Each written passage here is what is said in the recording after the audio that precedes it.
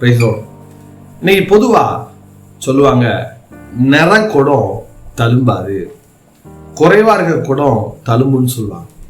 இந்த நிகழ்ச்சி பார்க்குங்க வாழ்க்கையில கூட பல நேர குறைவின் மத்தியில வாழ்ந்து கொண்டிருக்கலாம். பாஸ்டர், என் வாழ்க்கையில் எதுக்கு எடுத்தாலும் குறை, 25,000 ரூபாய் சம்பளம் வாங்குறேன், ஆனா 10 நாள் தான் ஆகுது, அதுக்கப்புறம் கையில காசு இல்லை. சொல்லுவாங்க, பாஸ்டர் எவ்வளோ ஜாமான் வாங்கி போட்டாலும் வீட்டில் ஜாமான் காலி ஆகிட்டே இருக்குது, வீண் செலவு வந்துக்கிட்டே இருக்குது. இன்னைக்கு ஆண்டவர் சொல்றாரு, நிறைவானது வரும்போது குறைவானது ஒளிந்து போகும்.